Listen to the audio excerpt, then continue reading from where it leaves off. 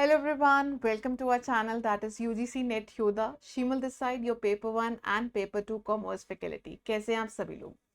आज का ये सेशन बेहद इंपॉर्टेंट रहने वाला है क्योंकि मैं आपके साथ कुछ ऐसी टॉप 5 ट्रिक्स डिस्कस करने वाली हूँ जहाँ पे आप 90 प्लस मार्क्स स्कोर कर सकते हैं इन पेपर 1, या फिर मैं अगर बात करूँ पेपर 2 के लिए भी क्या ये स्ट्रैटेजीज या ट्रिक्स क्या हैं वैलिड हो सकती हैं. So yes, if you want to crack 45 questions, या you want to get your right questions, 45 right questions out of 50, so this is the video. तो सबसे पहले आप सभी को पता है कि हमारा जो एग्जाम का पैटर्न है वो दो भागों में डिवाइडेड है. हमारा जो पेपर है पेपर 1 एंड पेपर 2 में डिवाइडेड है ना. पेपर 1 हमारा जर्नल पेपर होता है, जो कॉमन पेपर होता है, ठीक है, जो सभी चाहे आप डिफरेंट स्ट्रीम से हो, एजुकेशन, कॉमर्स, मैनेजमेंट, उन सभी के लिए कॉमन रहता है. And in total there are 50 questions in that. हर क्वेश्चन का जो वेटेज है वो 2 मार्क्स का होता है, तो पेपर 1 हमारा 100 मार्क्स का हो जाता है. वेयर एज जो पेपर 2 होता है वो हमारा सब्जेक्टिव होता है. जैसे आप कौन सी स्ट्रीम से आपने मास्टर्स किया है, मैंने एमकॉम किया है, तो मेरे लिए जो पेपर कोड होगा वो 08 कॉमर्स होगा. आपने एमबीए किया है तो वो मैनेजमेंट होगा, एमएड किया है तो एजुकेशन होगा, एंड एक्सेट्रा.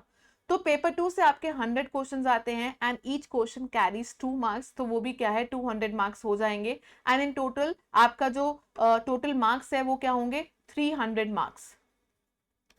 एंड आपका जो पेपर का टाइमिंग्स होते हैं वो 3 आवर्स होते हैं और सभी क्या है ऑब्जेक्टिव बेस्ड क्वेश्चंस होंगे, तो एमसीक्यूज. इसके अलावा कोई भी नेगेटिव मार्किंग नहीं होता है. तो ये हमारे लिए एक यूजीसी नेट में फायदा है कि हमें कोई भी क्वेश्चन खाली छोड़कर नहीं आना है. तो अगर आप तुक्का भी लगाते हैं तो आपके चांसेस 50-50% की चांसेस है कि वो सही हो सकता है.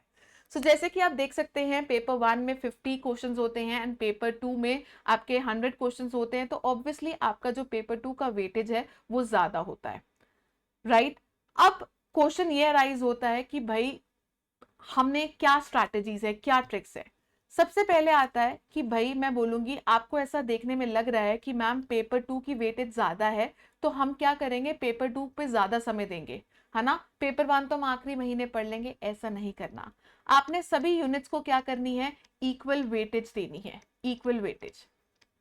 क्योंकि अगर आप पेपर 1 और पेपर 2 दोनों के इक्वल वेटेज देंगे तभी क्या है आप अपना जेआरएफ क्वालिफाई कर पाएंगे. क्योंकि जेआरएफ का जो रास्ता है वो पेपर 1 के थ्रू ही होके जाना है. तो आप ऐसा बिल्कुल ना सोचे कि आपने पेपर 2 को ज्यादा फोकस करना और पेपर 1 के लिए ये इतना इंपॉर्टेंट नहीं है. तो पेपर 1 का भी सिलेबस बहुत वास्ट है और आपने अभी सभी यूनिट्स को क्या है इक्वल वेटेज देनी है. दूसरी चीज क्या आती है कि आपने क्या करना है रेगुलर प्रैक्टिस करनी है. रेगुलर प्रैक्टिस करनी है किसकी पेपर 1 की. जितना रेगुलर प्रैक्टिस करेंगे पेपर 1 या फिर पेपर 2 के लिए उतना ज्यादा क्या है आप स्कोर कर पाएंगे. फाइन. तो ऐसा ना करना कि आज मैं पेपर 2 कर रहा हूँ, 3 महीने में पेपर 2 कर रहा हूँ और लास्ट के 2 मंथ्स में पेपर 1 करूंगा. टाइम टेबल इस हिसाब से बनाइए कि आप हर दिन पेपर 1 और पेपर 2 को क्या है समय दे रहे हैं. कितना समय दे रहे हैं वो आपके ऊपर डिपेंड करता है. तीसरी चीज रिवाइज डेली. Revise daily. बहुत सारे बच्चे ऐसे होते हैं जो बोलते हैं कि मैम पहले हम सारा सिलेबस कंप्लीट करेंगे और उसके बाद रिवीजन करेंगे. ऐसा होता है जब आप एंड तक पहुंचते हो तो जो चीज आपने पहले पढ़ी होती है सब वैनिश हो चुकी होती है, सब क्या है उड़ चुका होता है, आपको कुछ भी याद नहीं रहता है. ठीक है, तो ऐसा ना करें. ये स्ट्रैटेजी नहीं है, ये राइट अप्रोच नहीं है. तो जो भी आप टॉपिक पढ़ते हैं उसको साथ ही साथ रिवाइज करें. अगले दिन आप नया टॉपिक करते हैं तो पिछला रिवाइज करें. ठीक है, आपका एक यूनिट कंप्लीट होता है, नेक्स्ट यूनिट पे जाते हैं तो नेक्स्ट यूनिट करते करते साथ साथ पिछला यूनिट भी क्या है रिवाइज करते रहे. तो जितना अच्छा या डेली रिवीजन करेंगे उतनी आप चीजें क्या है ज्यादा रिटेन कर पाएंगे. So daily revision is your must important strategy या इंपॉर्टेंट ट्रिक टू क्रैक 35 या 40 प्लस क्वेश्चंस. फाइन. दूसरा, जब भी आप क्वेश्चंस को प्रैक्टिस करते हैं ये बहुत इंपॉर्टेंट है. ऐसे कुछ कॉन्सेप्ट्स होते हैं जो आपको बाय हार्ट लर्न होते हैं और आपके हमेशा सही होते हैं, उनको नोट डाउन करने की जरूरत नहीं है क्योंकि इसका मतलब ये है कि वो कॉन्सेप्ट्स आपके क्लियर हैं. पर कुछ ऐसे क्वेश्चंस होंगे जो आपके गलत होते होंगे. अपने रॉन्ग क्वेश्चंस के हमेशा क्या है नोट्स बनाया करो. मैं ऐसा करती थी. ठीक है, मेरे जो भी क्वेश्चंस गलत होते थे ना मैं उसको कॉपी में लिखती थी कि ये वाला कॉन्सेप्ट मेरा क्लियर नहीं है तो यहाँ पे मेरे को समझना है. ठीक है, यहाँ पे मुझे चीजें इंप्रूव करनी है. तो वो मुझे क्या था, अगली बार उसको और डेप्थ में मैं पढ़ती थी और वो क्वेश्चंस मेरे ठीक होते थे। तो यहाँ पे जो भी क्वेश्चंस आपके गलत हो रहे हैं, रॉन्ग हो रहे हैं, आपने उनके नोट्स बनाने हैं और उनके ऊपर क्या करनी है, इंप्रूवमेंट करना है। ठीक है, और ये कब होगा, जब आप जितने ज्यादा मॉक टेस्ट है और जो प्रीवियस ईयर क्वेश्चंस है उनको सॉल्व करेंगे। सो ये एक इंपॉर्टेंट ट्रिक थी टू क्रैक या to gain more questions right, या अपने क्वेश्चंस को और ज्यादा सही करने के लिए। फाइन। अगर आप बिगिनर्स हैं, आपको पता ही नहीं है कि यूनिट 1 पेपर 1 का क्या सिलेबस है, पेपर 2 का क्या सिलेबस है, डिफरेंट प्लेटफॉर्म्स में, इवन हमारे प्लेटफॉर्म पे भी क्या है, आपको मैराथन्स मिलेंगी, मैराथन्स। सो अगर आप बिगिनर्स हैं, आपको कोई आइडिया नहीं कि क्या सिलेबस है क्या नहीं है, आई वुड सजेस्ट यू कि पहले, सबसे पहले क्या है, मैराथन्स को देखें। 4 to 5 आवर्स की मैराथन्स होगी, 3 घंटे की मैराथन्स होगी। तो जब आप एक यूनिट को 3 घंटे के लिए पढ़ते हैं तो आपको एक ओवरऑल आइडिया हो जाता है कि इस यूनिट में आपको क्या क्या देखने को मिलने वाला है, ठीक है, क्या क्या टॉपिक्स मिलने वाले हैं।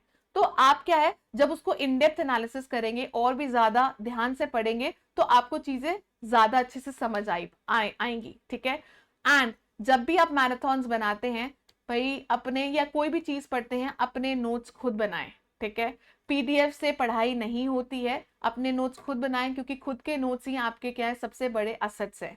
ठीक है, योर ओन नोट्स। तो जितना ज्यादा नोट्स बनाएंगे उतनी ही ज्यादा चीजें क्या हैं, आप रिटेन कर पाएंगे। दूसरा चीज, आप अपना क्या कर सकते हो, स्ट्रॉन्ग एरियाज क्या है, आइडेंटिफाई कर सकते हैं। स्ट्रॉन्ग एरियाज का मतलब क्या आता है, हर स्टूडेंट दो या एक चीज में परफेक्ट होता है या ज्यादा अच्छा होता है, क्योंकि आपका जो पेपर है वो थ्योरेटिकल भी होता है और कुछ हिस्सा प्रैक्टिकल भी होता है।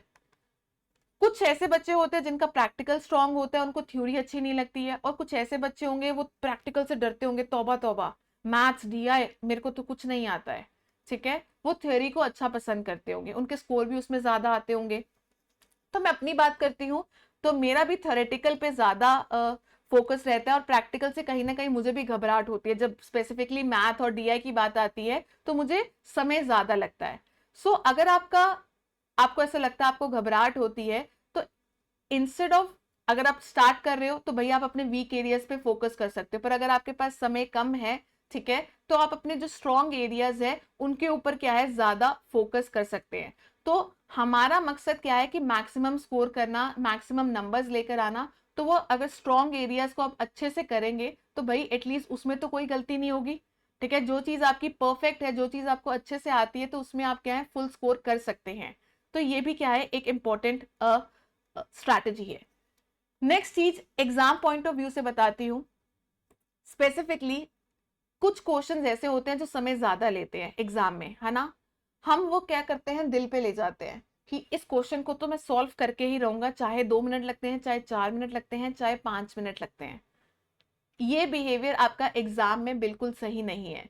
अगर आप किसी प्रैक्टिकल डीआई में फंस गए हैं, कैलकुलेशंस में फंस गए हैं, तो आपने किसी भी क्वेश्चन को 1 या 2 मिनट से तो बिल्कुल भी ज्यादा नहीं देना है। ठीक है, तो 5 मिनट तो बहुत दूर की बात आती है। तो ऐसा ना कीजिए कि भाई आप बोलो कि इसको तो मैं सॉल्व करके ही रहूंगा। अगर आपको लग रहा है कि ये समय ज्यादा ले रहा है आपका वो क्वेश्चन, एक बारी के लिए उसको स्किप कर दीजिए, क्योंकि उस समय में आप क्या है, बाकी क्वेश्चंस को सॉल्व कर पाएंगे जो आपको आते हैं। अगर समय ना बचा, ठीक है, क्योंकि ये एक क्वेश्चन आपको 2 नंबर ही देगा, पर अगर जो बाकी क्वेश्चंस रह जाते हैं वो आपसे ज्यादा नंबर क्या है, आपसे ले लेंगे। ठीक है, तो ऐसा इमोशनल नहीं होना है, ठीक है, भावुक नहीं होना किसी क्वेश्चन पे। टाइम ज्यादा लग रहा है, स्किप करो और बाकी क्वेश्चंस को अटेम्प्ट करें। ठीक है, एंड जब भी आपने पेपर को स्टार्ट करना है, उन टॉपिक से स्टार्ट करें या उन क्वेश्चन से स्टार्ट करें जहां पे आपको 100% श्योरिटी है कि ये आंसर सही होने वाला है।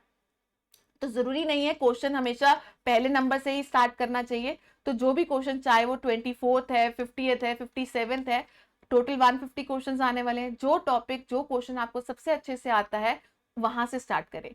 इससे होता क्या है, जब आपको क्वेश्चन सही होने लगते हैं, आपको लगता है कि ये वाला तो मुझे आता था, ये बिल्कुल सही है, मैं 100% श्योर हूँ। एक तो आपका कॉन्फिडेंस बिल्ड होता है, आपकी स्पीड बिल्ड होती है, क्योंकि इनिशियली आपकी जो स्पीड होती है वो कम होती है। तो स्टार्टिंग में स्पीड बढ़ाने के लिए उन क्वेश्चन से स्टार्ट करें जहां पे आपको पूरा पूरा कॉन्फिडेंस है। फाइन। तो अगर आप इन्हीं कुछ स्ट्रैटेजीज पे वर्कआउट करते हैं, फाइन, तो आप क्या है, डेफिनेटली 90+ क्या है, क्वेश्चंस ठीक कर पाएंगे या स्कोर कर पाएंगे, और पेपर 1 में क्या है, आप 40 से ज्यादा क्वेश्चंस क्या है ठीक कर पाएंगे. So give equal weightage to all units, regular practice paper 1 के लिए, रिविजन डेली करनी है, नोट्स बनाने हैं, जो गलत हो रही हैं चीजें उनके नोट्स बनाएं, ठीक है. मैक्सिमम मैराथन्स देखिए, शॉर्ट नोट्स बनाएं, स्ट्रॉन्ग एरियाज के ऊपर अपने आइडेंटिफाई करें और उनके ऊपर फोकस करें. सो प्रिपरेशन के टाइम पे content, concept, revision and your daily practice. So this is your ultimate path, ठीक है. दिस इज योर स्ट्रैटेजीज जिसके थ्रू क्या है आप मैक्सिमम स्कोर कर पाएंगे. सो आई होप सो आपको ये वीडियो अच्छा लगा हो, इंफॉर्मेटिव लगा हो. अगर ये वीडियो इंफॉर्मेटिव लगा हो तो do comment it, do like it and do share it to the maximum. This was Shimal, your paper 1 faculty. And yes, आप टेस्ट जैसे मर्जी प्रैक्टिस कर सकते हैं, चाहे वो टॉपिक वाइज, चाहे सब्जेक्ट वाइज, चाहे full mock test. So I hope so this was useful. मिलते हैं नेक्स्ट वीडियो में. Till then bye bye, see ya, take care.